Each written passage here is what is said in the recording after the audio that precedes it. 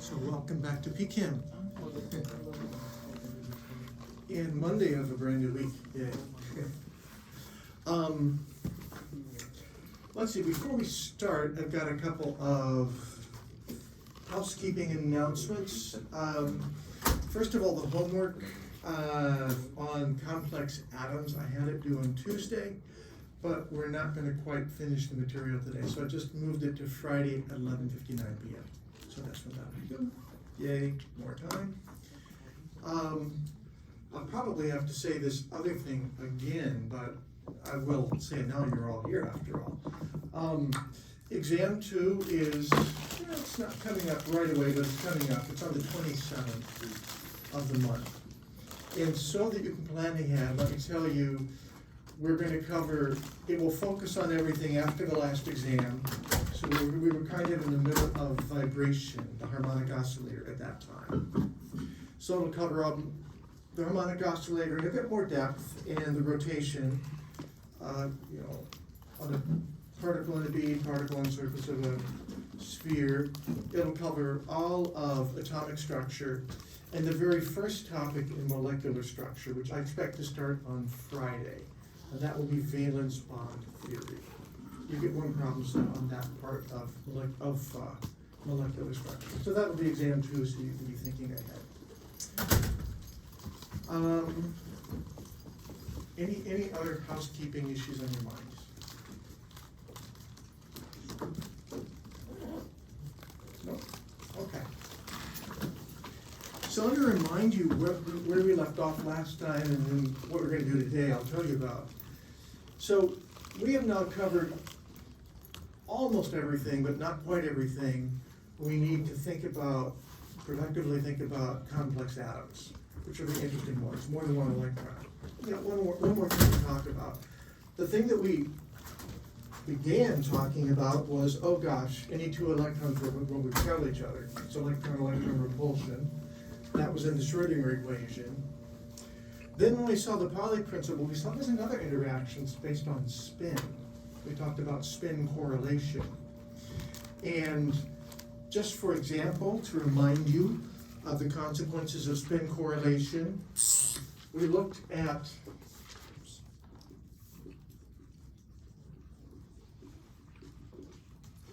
a particular excited state of helium,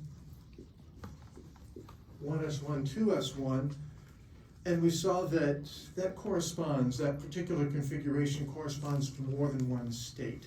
We talked about a singlet state and triplet state that were different in energy. And the reason they were different in energy was because of spin correlation. You may have to remind yourself in your notes, but we saw that. And what I'm getting at is that these spin interactions have consequences and can split. They can lead to more states than we expected. So today I want to talk about another kind of interaction, the last one we're going to talk about, and it's called spin-orbit coupling. And once we talk about spin-orbit coupling, then we're ready to describe the states of complex atoms in the way that chemists do. So we're going to talk about spin-orbit coupling.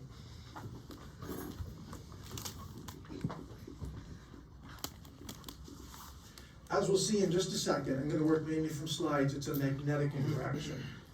And although we're mainly interested in complex atoms, it's easiest to approach first just by thinking about a hydrogenic atom, one electron. So that's where we'll start today to understand what this thing is, spin-orbit coupling. Once we get the idea, then we'll apply the idea to complex atoms and put it all together. The spin correlation, the spin-orbit coupling, the electrostatic interactions, what they imply for the states of complex atoms. And just to motivate you a little bit, what do we need this course description for? A number of things. To understand spectra fully, which will characterize molecules, we need this. To understand how to build a laser, how to construct a laser, the principle of lasers, we'll need these descriptions. So this is a tool that will be useful, whether you're a chemist or a biochemist, to understand.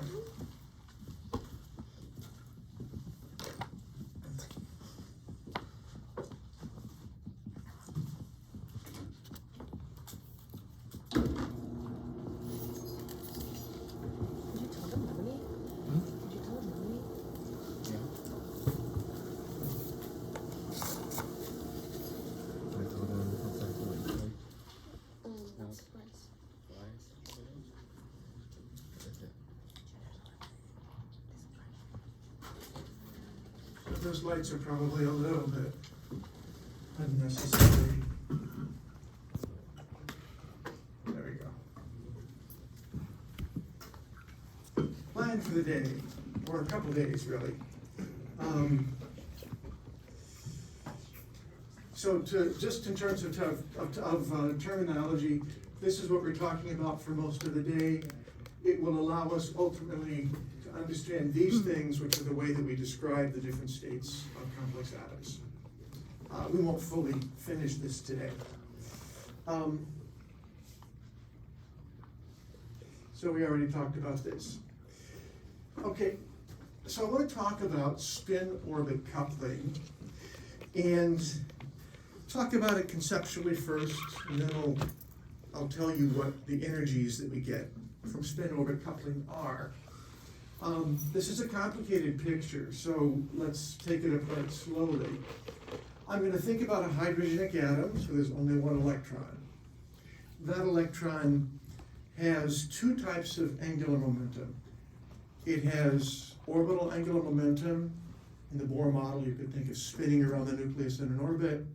We know we have to really think of s orbitals and p orbitals and d orbitals, but in any case, it's an orbital angular momentum. There's also a spin angular momentum. You can picture the little electron spinning on its axis. As we know, that's a flawed picture, but it might help. In any case, something that you may remember from physics is that when an electrostatic charge undergoes a spinning motion or a rotational motion, it produces a magnetic field. So consequently, there are actually two magnetic fields produced here, even though we just have this one electron. One is by the spinning of the electron, the spin, it's a quantum mechanical effect, but you think of the spin, and then the orbital. And it turns out that these two magnetic properties, there's a magnetic interaction, and you can think of it like two magnets interacting, if you like. Now, to describe it more precisely takes a little bit more. Okay, so I'll try to describe it more precisely.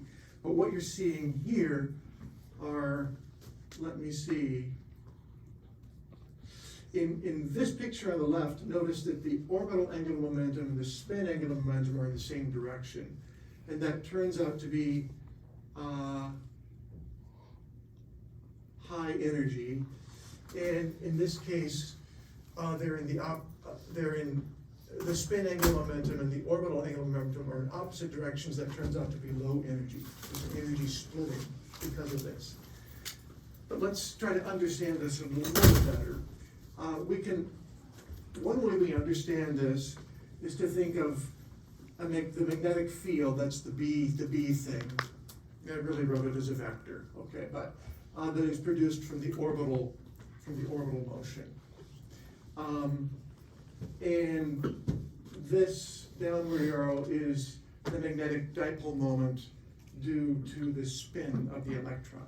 And they happen to be in opposite directions now. I'll describe to you why they're in opposite directions, but it's a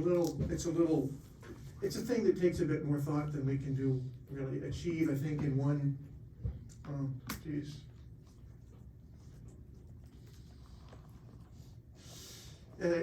very quickly. It takes some careful physics to think it through, but I will tell you the way to think about this for B is to think about of course what's happening is the electron is spinning around the nucleus.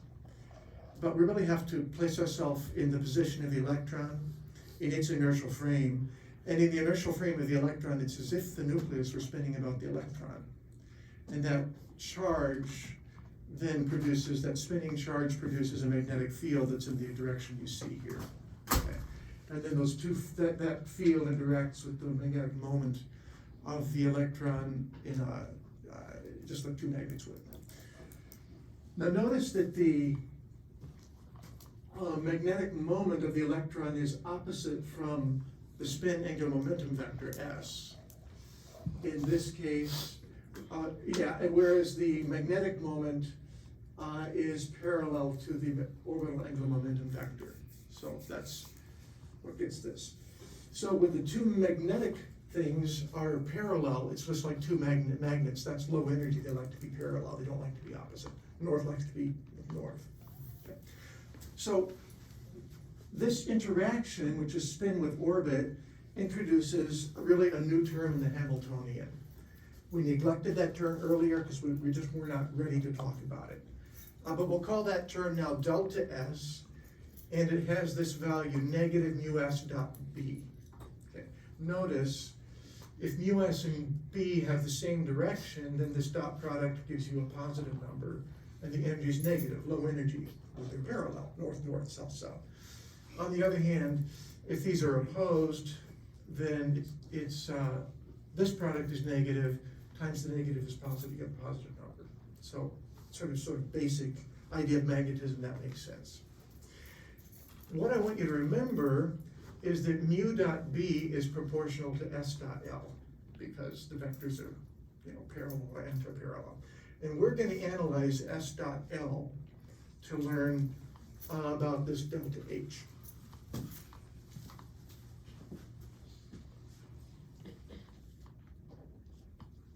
Now, before we go further, let's think generally about conservation. Okay? And I'm not Smokey the Bear, I'm not talking about that kind of conservation. Some days I'd like to be Smokey the Bear. All fours. But this is like one of the conservation laws in physics is the conservation of energy. So if a system is isolated, its energy is conserved, right? Of course, we know that's not quite true. Why is it not quite true?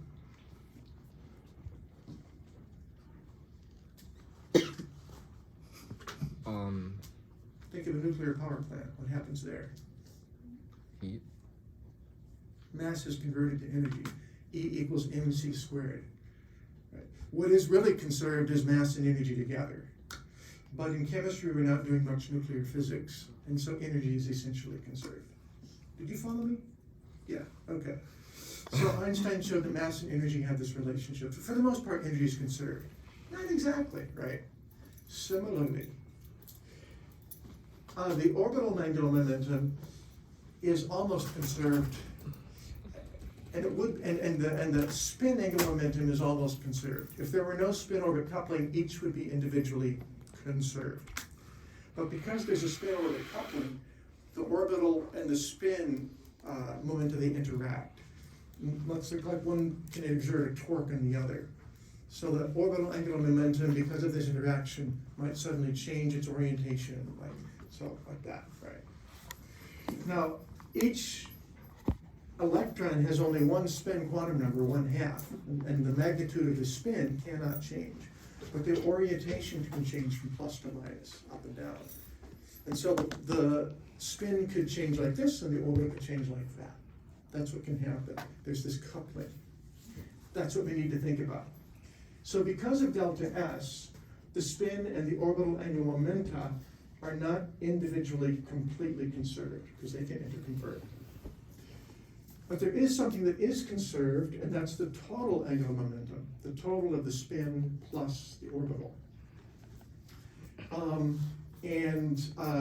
So we're going to find it useful to use another quantum number that describes the total angular momentum, spin plus orbit, and that'll be described by little j. Okay.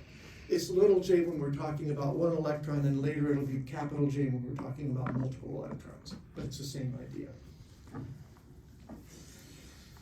So bottom line here, we have to think about little j, it is strictly conserved. Little l and little s, it's another story. But what we need to evaluate now is this dot product, s dot l. And I already said there's a j, okay?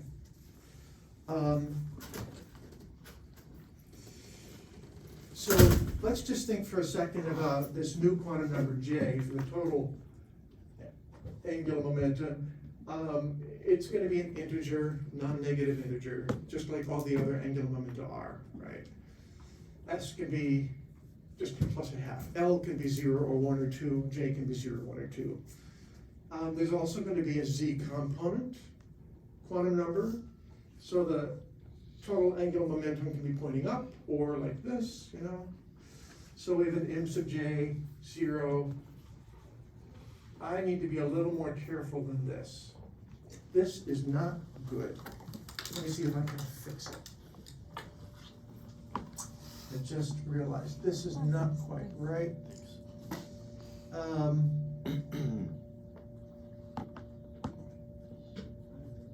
It will turn out that, I'll let myself edit. It will turn out that J, in some circumstances, can have half integral values. And we'll see that happen in a moment. And therefore, I really should not write what I did down here. And I should have written that the smallest value of m sub j is minus j itself. The next smallest value is minus j plus 1. And you just go on up until you get to plus j. Okay. When you can have, the reason you can have half integral values is the spin quantum number is a half. So all of a sudden we have half integral values possible. I should have written that, so correct the slides. I'll correct these later. In any case, there are now some new eigenvalue equations. We've already seen this for the orbit and this for the spin. Of course, s is a half. And now we have this for the j. So the eigenvalue of j squared is j times j plus 1 h bar squared. And then for the z components, the usual things. We've already seen this, and now we have this for jz. Really nothing much new. Any questions? The nice thing is the way we build on prior knowledge. Okay, with that, I'm ready to tell you how it is we add angular momenta. I need a little background before I can do anything. What I'm presenting to you is a visual way of understanding the different ways in which a given L and a given S can add. Can add more than one way. So for example, if you let the orbital vector be pointed straight up, which it can't really do, but for reference, if we let it have a vertical orientation, then the S can be oriented like this with respect to it, to the L, or like this, right? Because m sub s can only be plus a half or minus a half. There's only possibilities. So you can sort of use trigonometry with great apologies to DeAndre, because this is not a perfect representation, and quantum mechanics doesn't quite work out the way this would seem to work out, okay? In any case, if you draw the line from here to the sum of those two vectors, you'll get j equals 5 halves for the long one, or j equals 3 halves for the small one. Okay. Now I want to be a little more specific and show you why that works out. And so, I'm going to go to the doc.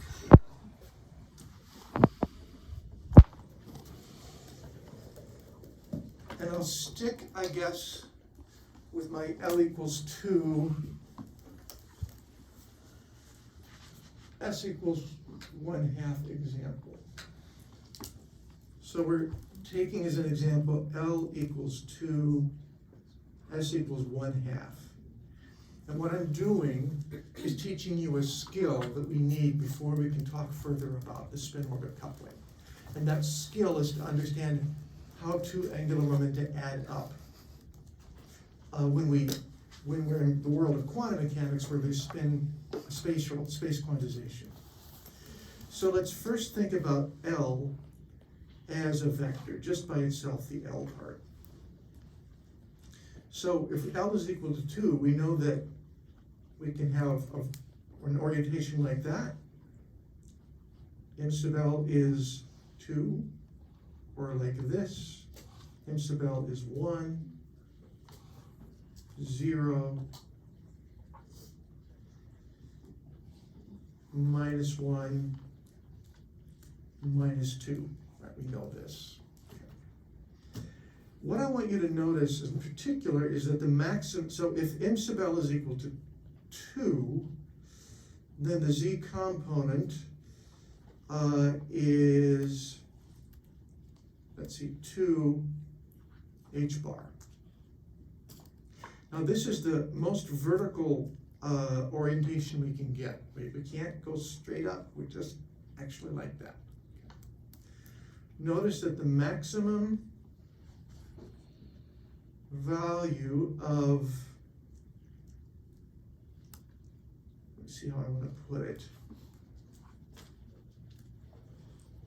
m sub l is L itself. Right? The maximum value of m sub L is 2. So remember that for a moment.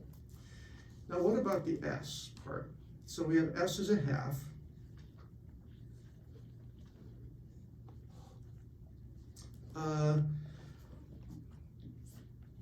So we had two possible orientations, right?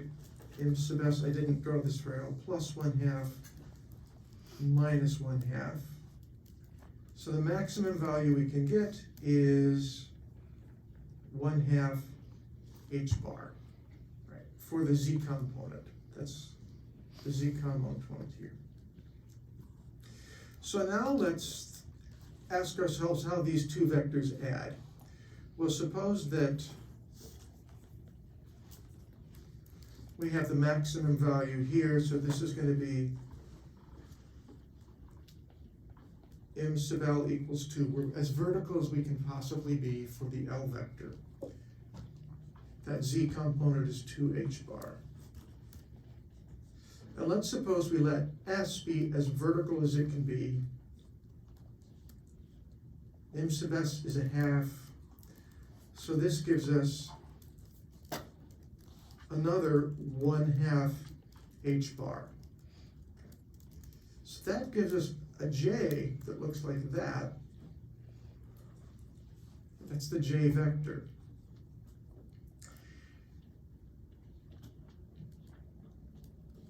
Now, if you add these together, you're going to get m sub j, and that is going to be 2 plus 1/2, that's 5/2, right?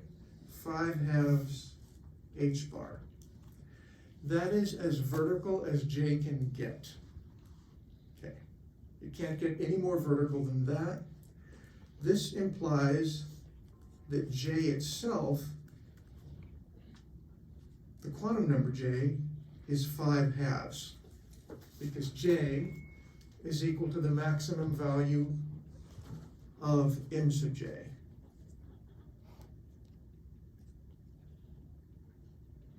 I guess I should say max value of m sub j is equal to 5/2. So that's how we figured out that one allowed value of j is 5/2. What's the other allowed value of j? Well, begin with j as vertical as it can be, 2h bar here, but now let S have its other orientation. So we now have a negative 1/2. And so the net, when you subtract this off,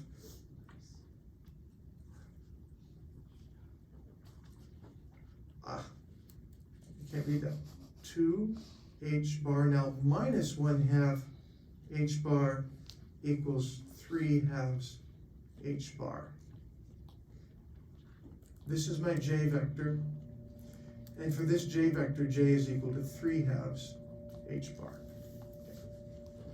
So this is the world of quantum mechanics, where vectors can only have particular lengths, and the quantum numbers can only be integral or half-integral values.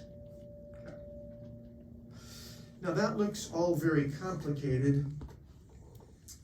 There's a very simple way to figure out how two vectors add. You can remember a formula. The formula, I'm going to give it its name first. Clebsch-Gordan, G-O-R-D-A-N, not like the usual name Gordon with two O's.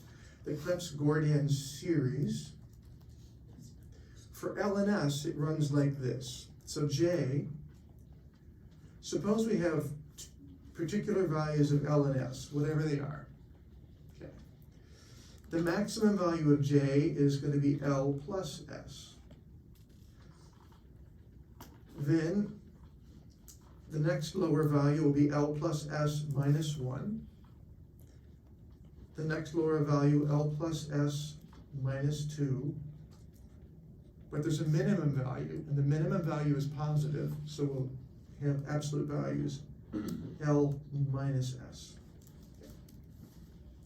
Now you'll notice that sometimes L plus S minus 1 doesn't fit in. So let me give you an example. If L is equal to 2 and S is equal to 1, let's apply the series, the Clebsch-Gordan series. Well, 2 plus 1 is 3, that's allowed, right? I usually figure out, this is the max value. I usually next figure out the min value,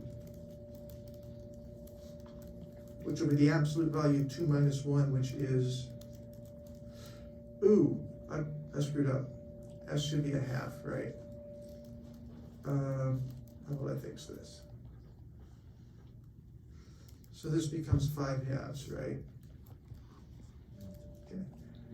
The minimum value will be 2 minus 1 half, that's 3 halves, right? The absolute value of 3 halves is 3 halves. Okay. So J can be 5 halves minus 1, which is 3 halves. That's where we have to stop. Okay. So that's the Clebsch-Gordan series. And we'll apply it again and again. Okay, I'm going to leave it there for now, but it'll become more general when we talk about other things. Any questions?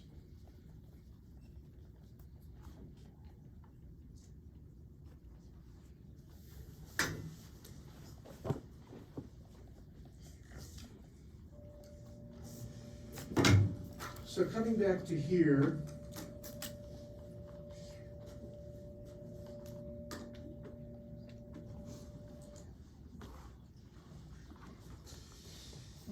what we saw was, if I back up, we're going to need to talk about J, and J is determined from S and L.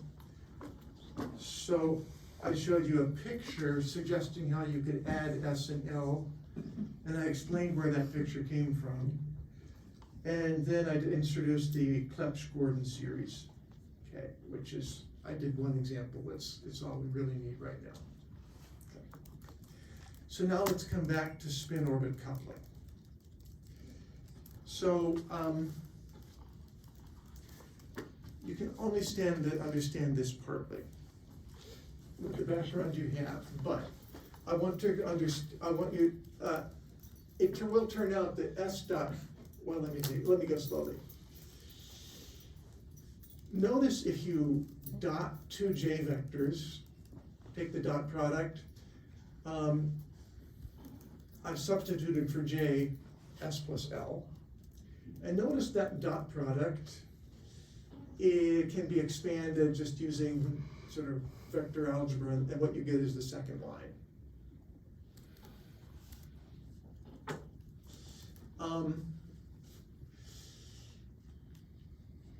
Now we've already learned that if we have a classical property or observable like S and L, the way that we create the corresponding quantum mechanical operators by making certain substitutions, and you can do that in terms of X, Y, and Z. What you'll get is that S dot L is equal to 1/2 J squared minus L squared minus X squared. The nice thing is we know the eigenvalues of J squared and L squared and S squared from previous knowledge. Now the thing that's not going to be obvious to you is that the the energy of the spin orbit coupling, which is that delta H we talked about earlier, is this particular integral. It kind of looks like an expectation value of that, but it actually comes from something called perturbation theory. It's not really obvious where it came from. You would need to know more. So just take that as a given, though that this is what you need to do to evaluate the spin orbit coupling. It looks like an expectation value. When we substitute our expression here,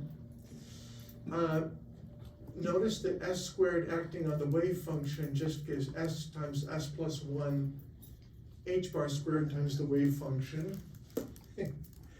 L squared acting on the wave function gives L times L plus 1 h bar squared. Same idea for j squared. The 1/2 I took out in front. All of those are constants, and then you get the wave function star, the wave function, well, the wave function is orthogonal. It's orthogonal. I'm sorry, it's normalized. The wave function is normalized. So the integral just becomes 1. And this is the value of the spin orbit energy. It depends, you can read the footnote there. Notice the proportional sign. I haven't showed you what the constant of proportionality is. I'm going to pull it out of the thin air. You have to take an advanced physics course to see where it comes from. We'll call it A. It happens to be on N and L.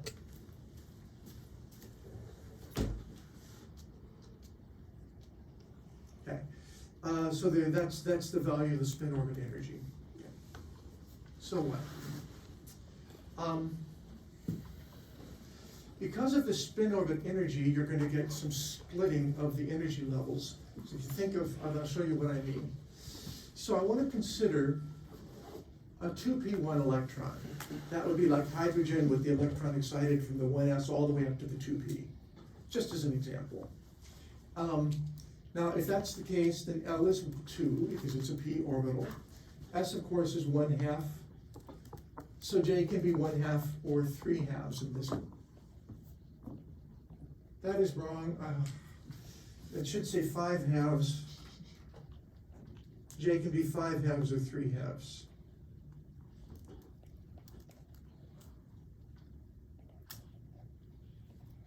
No. Oh my goodness. For a p orbital, I've just got mistakes in here.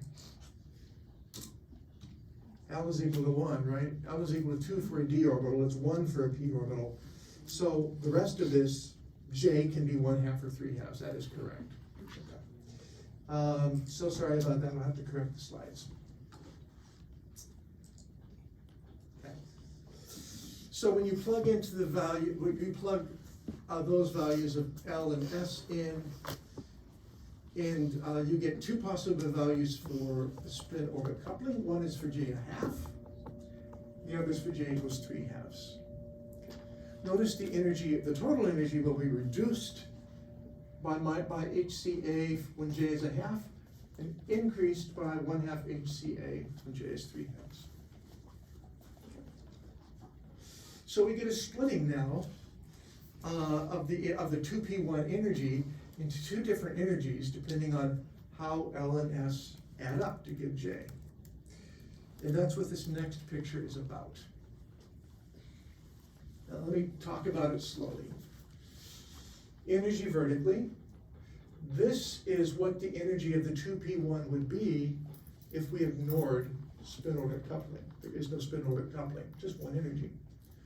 With spin orbit coupling, though we get two different energies, this one is increased by 1/2 HCA, this one is decreased by HCA. We get those two energies, so we get a splitting, right?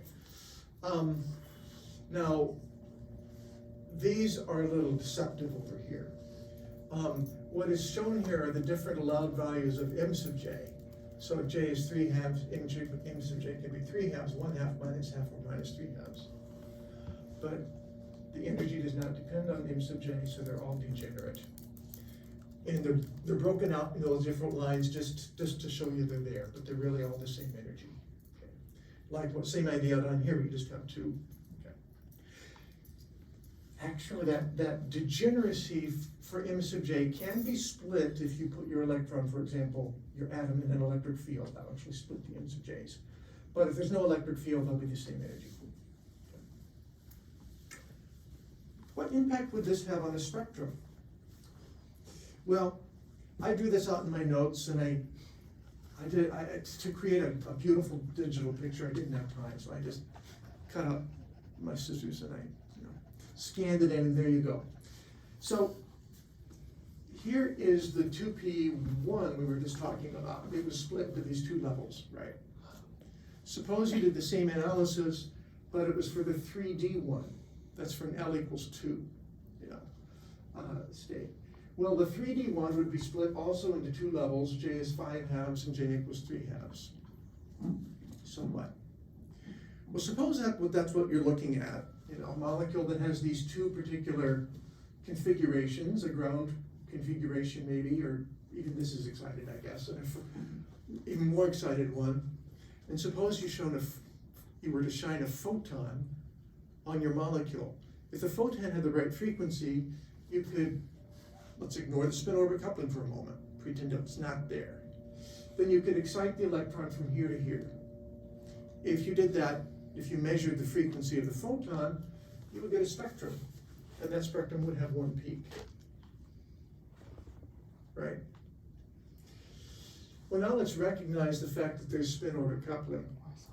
All of a sudden, you get several different, and potentially 4 different transitions here, each potentially a slightly different frequency. And so this peak gets split potentially into 4 different peaks. Very closely spaced for both atoms. So we call this fine structure. And has anybody heard the term fine structure before? Has it come up for anybody? One reason there might be peak broadening is that there's fine structure that's not resolved, for example. There are other reasons you might have peak broadening. So what I'm telling you is a story that will help you interpret spectra in the future if you take this kind of spectrum. And the splitting itself can tell you about the magnitude of the spin-orbit interaction. You can get a handle on it. So it's a fine structure story.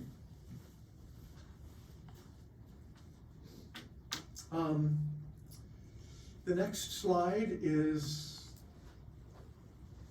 detailed information that's not even in your text, but they've left out something because they don't want to overwhelm you, and I don't either, but I want to tell you as much as I can about the full story. It turns out that the fine structure actually has 2 sources. One is the spin-orbit coupling we talked about, and another is relativistic effect. So relativity, Einstein's relativity, also contributes to the splitting. But to talk about it mathematically is just too much for this course. But just so you know, there are 2 sources to the fine structure. The good news is that the relativistic effect doesn't split the peaks further, it just changes the amount by which they're shifted. So that's the story. There is something called fine structure, and it comes from these 2 effects. One other thing you should know is that the spin orbit energy differs from atom to atom. So for hydrogen, it's really tiny. For helium, it's a little larger. For lithium, it's larger yet. Remember, one of those magnetic fields, we thought of the nuclear, depends on the nuclear charge. So the bigger the nuclear charge, the bigger the spin orbit splitting. And not going to tell you why unless you ask me, but don't do that. I shouldn't say that. It turns out that the spin orbit energy is proportional to the nuclear charge to the power of 4. It's a big exponent, 4. So by the time you get up to a nuclear charge of about 40 E, nominally 40, that spin orbit energy can be much larger and can be the size of the other splittings that we'll see, even orbital, electrostatic effects. So like if you get up to lead, the spin orbit can be really important. But for organic chemistry, which deals mainly with second row and some third row elements and the first row elements, it's not so important. So for chemists and biochemists, not so important, except when you got heme groups and the odd, in biochemistry, you'll use metals occasionally, and then the spin-over coupling might be important. Okay.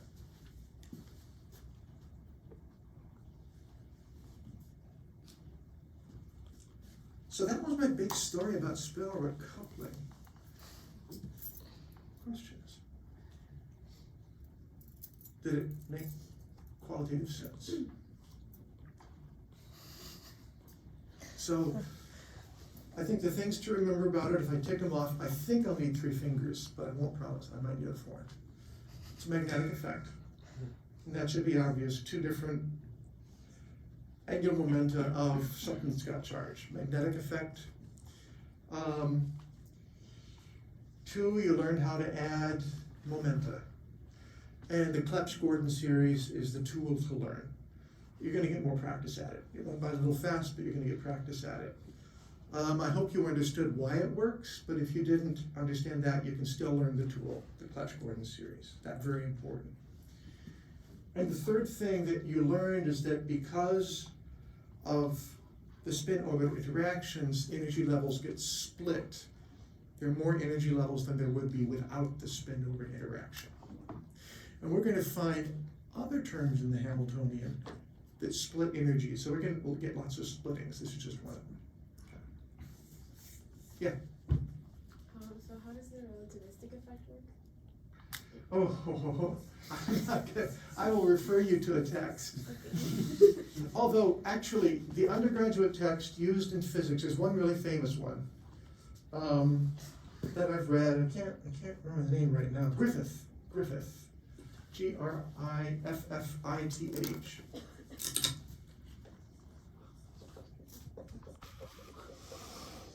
think it's called quantum mechanics. It's used in the undergraduate, I think it's the most widely used physics text for quantum mechanics at the undergraduate level, and then we'll talk about the relativistic effect. But the math is pretty complicated. Yeah. Other questions?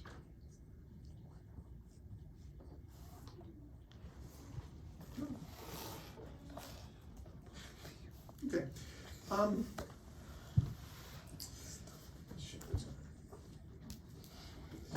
Then let's go on beyond the hydrogenic atom. Okay, we're going to be less quantitative now, and we're going to talk about what the splittings are, but we're not going to calculate actual energies of splittings anymore when we go to complex atoms.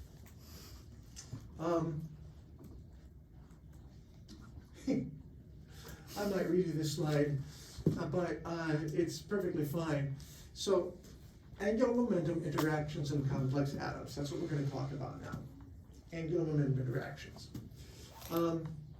So, we've learned so far when we talked about the hydrogenic atom that a given electron has 4 quantum numbers that we need to worry about.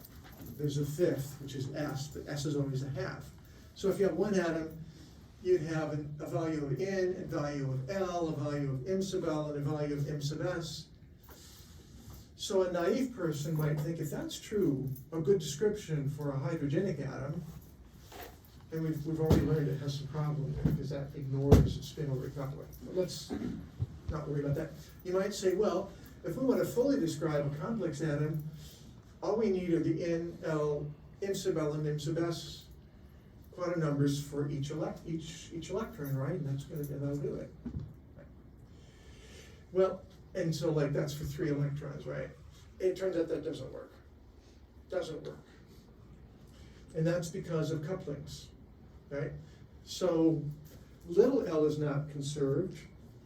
I should say if you have two electrons with 2 different little l's, they're not conserved because those 2 electrons interact electrostatically.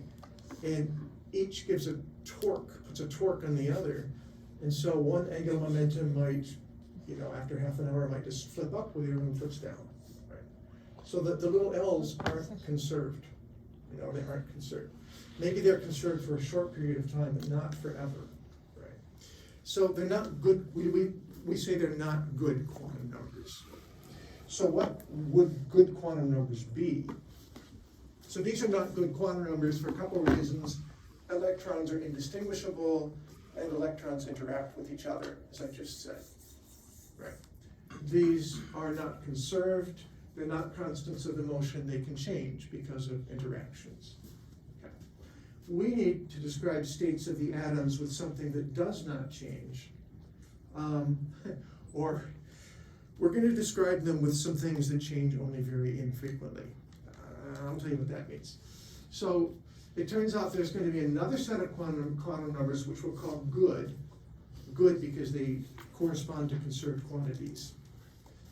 Although the ones we're going to use, two of them aren't quite conserved, but they're almost conserved.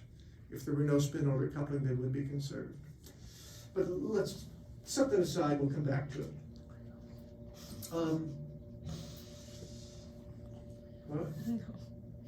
So the quantum numbers we're going to use for complex atoms that aren't too big, in other words, if Z is less than about 40, because then spin-over coupling gets so big, the ones we're going to use are the total orbital angular momentum. We'll use a capital L.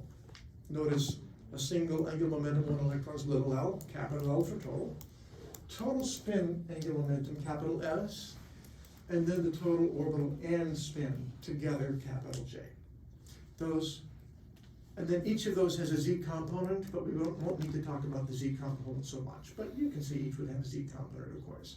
Capital L sub Z, capital S sub Z, capital J sub Z. Or I guess we say capital M sub capital L, capital M sub capital L, capital M, etc. Okay.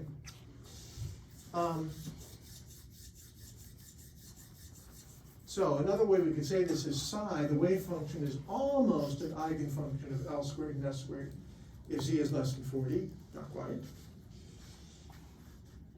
But psi is always an eigenfunction of capital J squared, because the total angular momentum is conserved. We can already tell you what the magnitudes are going to be. They just follow the usual rules, right? Magnitude of the orbital angular momentum, the total orbital angular momentum is for capital L, capital S, capital J, and then the Z components. Remember, since little s is 1/2, any of these two numbers, this number and capital S and capital J, can be half integral. Capital L can only be integral.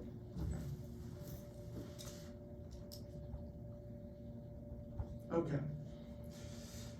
So our first task is really just to learn a procedure, right? Given a value of little l, given values of little l and little s, calculate capital L, capital S, and capital J. And I'm going to teach you a method. It's called LS coupling. It's also called Russell-Saunders coupling. It works much of the time, not all the time. I'll tell you when it doesn't work later. Right now, we're just getting the idea, so don't worry about when it doesn't work. I'll tell you later when it doesn't work. I'll tell you how you do it, and then we'll just do some examples. An example's worth 1,000 words, right? But to get capital L, we think if we first identify the possible values of little l, and we couple them to get a capital L using the Klepsch-Gordon method. We do the same thing from capital L S for the little s's, and then we couple the capital L and the capital S to get capital J. So let's just do an example or two. I think that's, might as well go to the board for this. Yeah.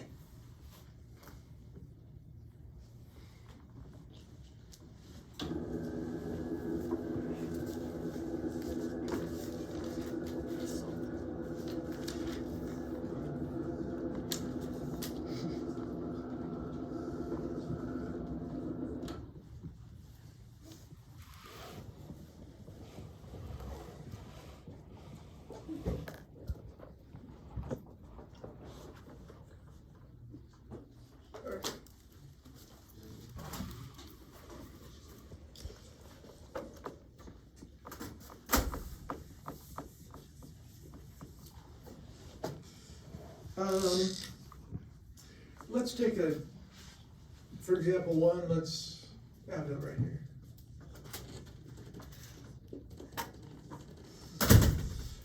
Let's take just a really simple example first, okay? Let's suppose we only have one electron and it's in 2p1.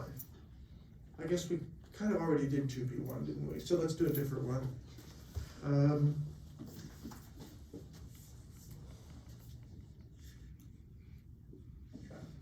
There's only one electron. Little l is equal to, what is little l? It's 2. Remember, D implies L equals 2, so that's 2. There is no other electron, therefore capital L is equal to 2. S, there's only one electron, little s is 1/2. Capital S is 1/2. What about capital J?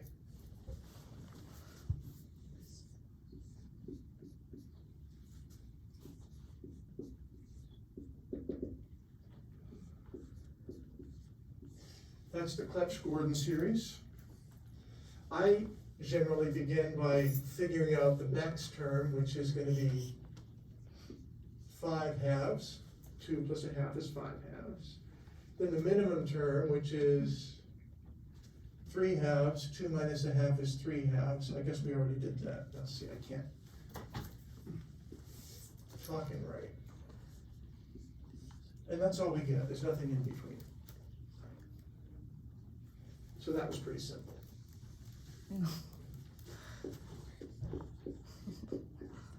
So for example 2, yeah, why not? Let's suppose we have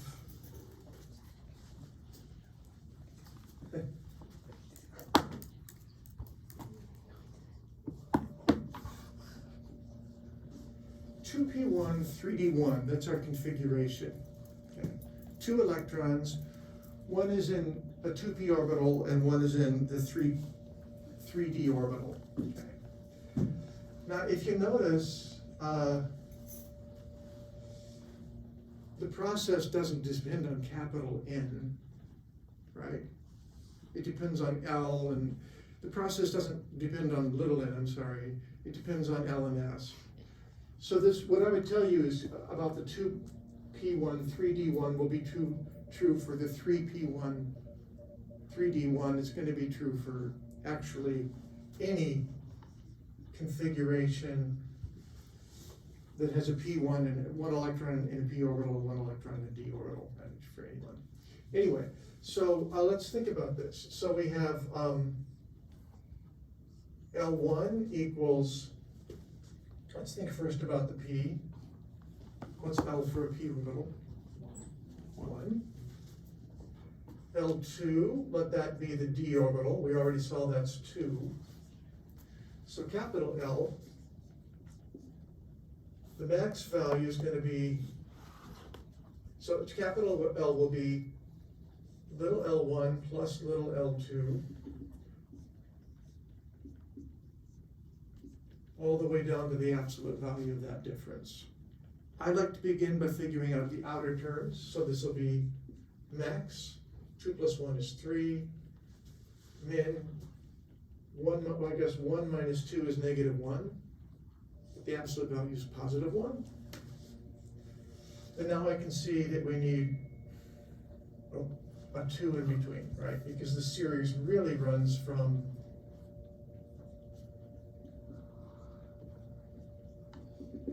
down by integers, right? So we had a 2 in between.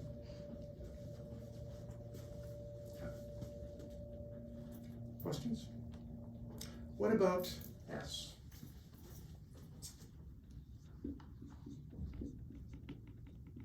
If S1 is 1/2, now what is S2 going to be? 1/2. Yeah, S is always a half. Little s is always a half, that's all it can be. So capital S can be 1/2 plus 1/2.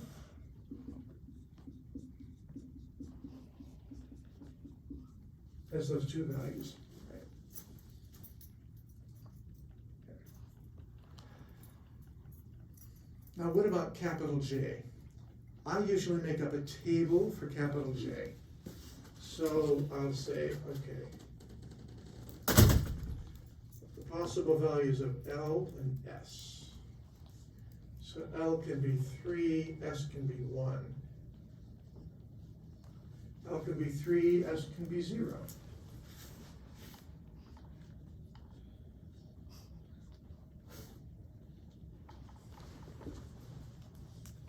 So we actually have 6 combinations. And now I want to figure out J. So J goes from, on the first line, 3 plus 1 down to the absolute value of 3 minus 1, so that's going to be 4, 3, 2.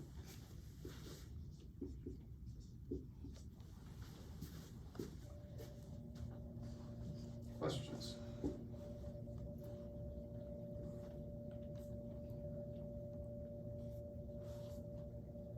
Okay. The next one's pretty simple. 3 plus 0, all the way down to the absolute value of 3 minus 0.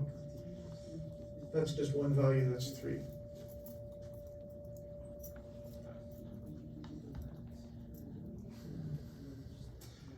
Now that you've done that one, the rest are going to be pretty obvious. So here we have 2 plus 1 down to the absolute value of 2 minus 1, which is 3, 2, 1.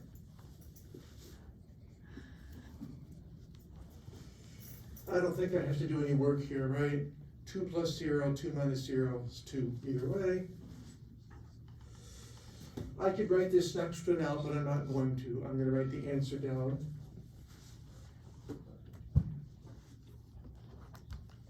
I think you can probably see by reference what it's going to be. You can work it out yourself if it's not obvious.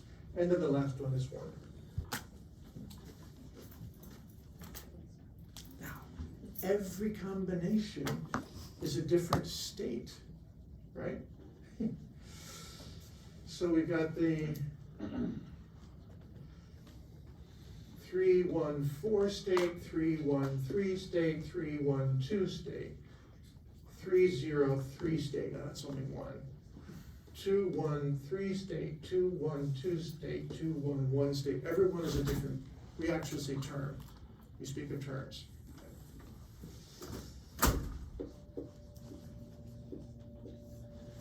So now I want to teach you how we would write each of these combinations. So,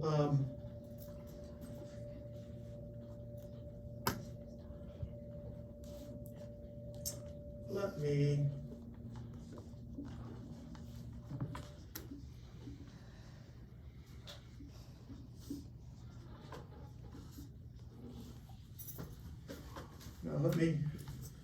let me write the different possible terms here.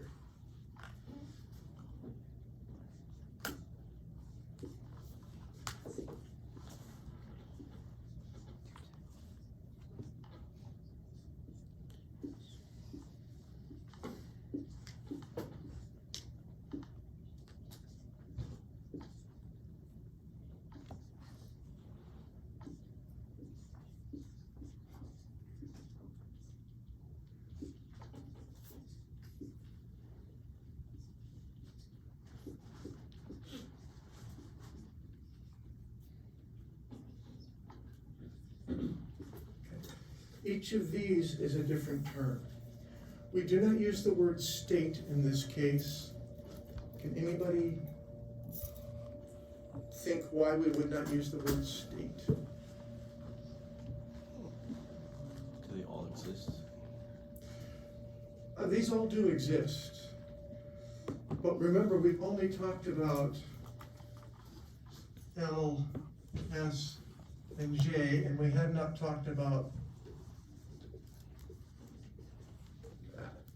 to specify the state, we'd have to specify these other things, the Z components.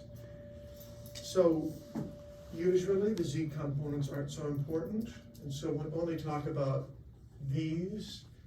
We can't use the word state because stuff is left off, but we use the word term when we're specifying those things, or even a subset of them. Now, we have a symbol for the terms.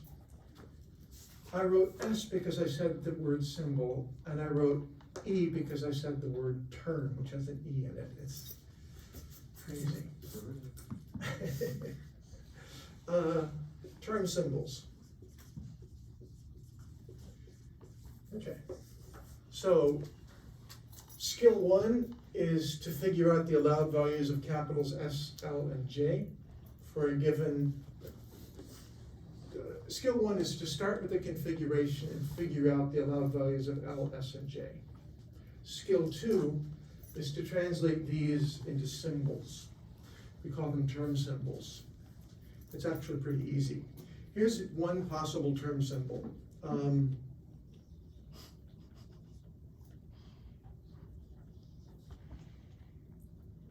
think for a second. Yeah,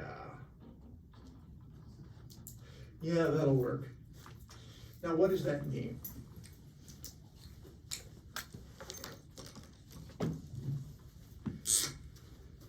The value of capital L is given by this little letter.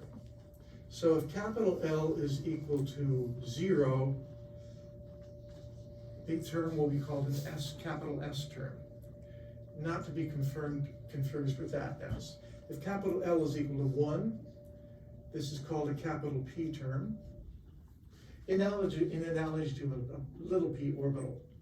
And this is an analogy to a little s orbital. Okay. And if capital L is 2, it's going to be a D term, and so on. Okay. This right here, this number is called the spin multiplicity, or just the multiplicity.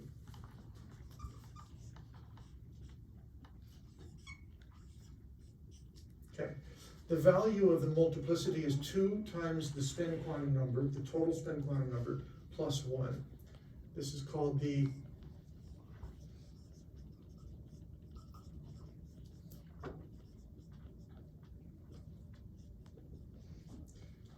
multiplicity, or you can say the spin multiplicity, but we often just say the multiplicity. Okay. So you've heard this term before, this is where it comes from. So really, it comes from spectroscopy, is where it comes from. Often, if the multiplicity is 3, you will turn out to get 3 peaks in a spectra. Okay, that's where that comes from. And this is just the value of capital J. Okay, so let me ask you, so each of these now, let's add the term symbol. Let's add it in red.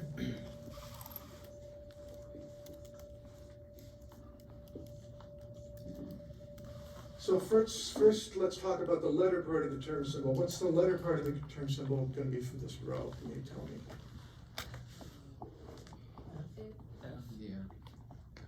Yeah, I needed to go one farther, didn't I? If L is equal to 3, this is F. SPDF, like the little SPDF. So this is going to be a capital F term. What's the value of M going to be, the spin multiplicity? 3, great. Capital S is 1, so it's going to be 2 times 1 plus 1. So triplet state. And what's the capital? Well, 4. That's a 4 down there. Okay. So we could say this is an F term. We could say this is a triplet F term. Usually the L part is the most important, and the spin part's the next most important, and the J part's the next most important. Sometimes you'll see this without the J part. Okay. So this is a triplet F term, and in particular, it's the triplet F4. What about this one? Well, I think it's pretty obvious. It's F again because of that. It's still a triplet because of that. But that's that.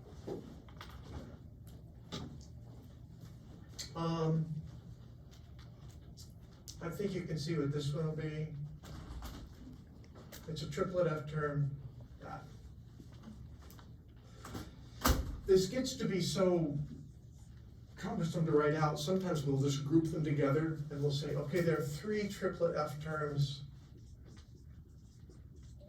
You can kind of group them that way, it's easier.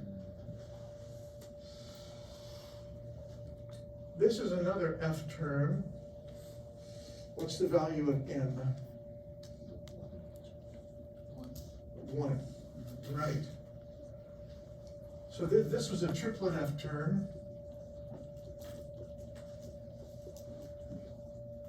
Want me to guess what this is called? It's a singlet F term, exactly.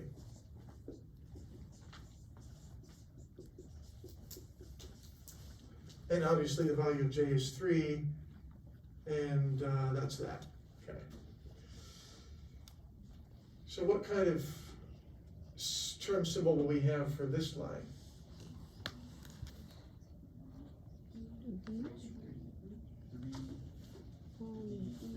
It's a triplet P, right? P because of that. It's D. Triplet because of that, and then you've got. Isn't that D? Oh, you're right, it's a D, you're absolutely right.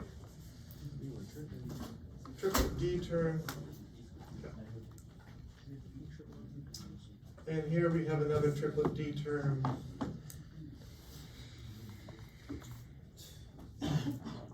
So you could write them together this way. Okay.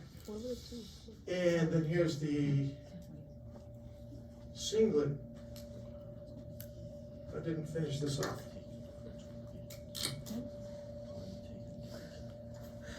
Singlet D. Okay. So that's not hard, really. Once you get the hang of the Clebsch-Gordon coupling, then you can do the term symbols. Not a hard skill to learn, really, but this is important. You'll see these term symbols a lot in spectroscopy. When we construct lasers, you will see the term symbols referred to. They will describe a level.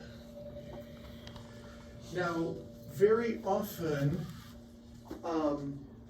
we'll give an electron configuration and a term symbol. So you might, for example, see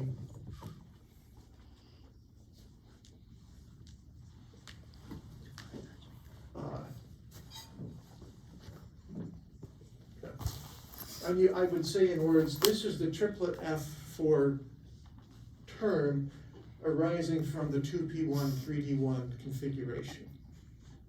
Okay. Notice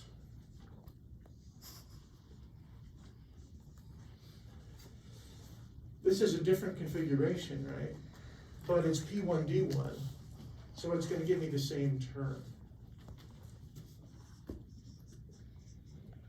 So the term and the term and the configuration go hand in hand if you want to fully describe I don't want to say state, but the energy level, you might say. Questions? Yeah. The thing is, if you were to write all the term symbols out, all of those term symbols belong to 2p1, 3. Yeah, But it's just the highest one. This is the one we're related to. Mm-hmm. Okay. There's a set.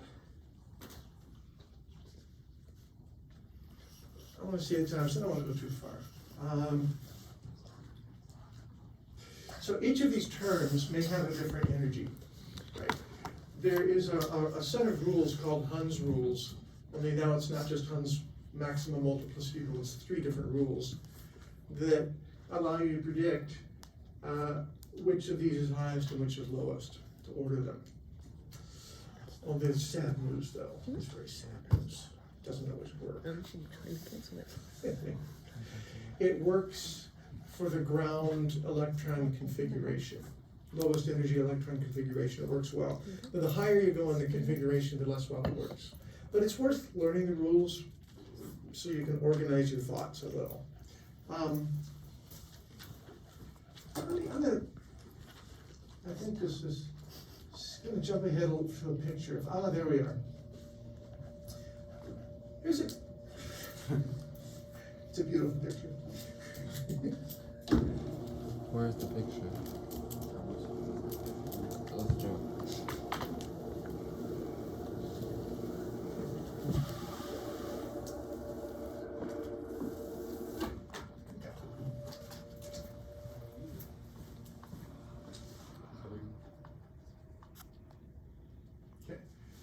So just as an example, what you see here are the energy levels for a carbon atom, for carbon atom terms that come from 3 different configurations. So these are 3 terms that come from the 1s2, 2s2, 2p2 configurations. This is the ground configuration for carbon, right? Aufbau principle is lowest energy one is 2 electrons in the 1s, 2 electrons in the 2s, and 2 electrons in 2p. Ground configuration. And these are the 3 different terms that arise. And here we have 3 grouped together. Up here we have the terms that arise from a couple of excited electron configurations. Look how many there are. Okay. Now imagine you want to probe your atom spectroscopically with a shining line on it. Imagine all the different frequencies that might be absorbed. Okay. Now some transitions are allowed and some transitions are forbidden. So our goal next time is really to finish the topic and finish the whole module. What I want to talk about are, I'll introduce Hans' rules to you. I'll introduce to you the selection rules, spectroscopic selection rules, and I'll tell you when this method, Russell-Saunders coupling or LS coupling, when it works and when it doesn't work. Okay, it doesn't work when there are equivalent electrons. I don't have to tell you what that means. And then we will really have finished our investigation of atomic structure. Okay. So we're done. There will be a worksheet on this stuff, and I'll put it up. It goes beyond what we did today, but if you want to start practicing, it's worth looking at it. Okay. Well, take care. Have a good start to the week. So I got the, and then like it's not what I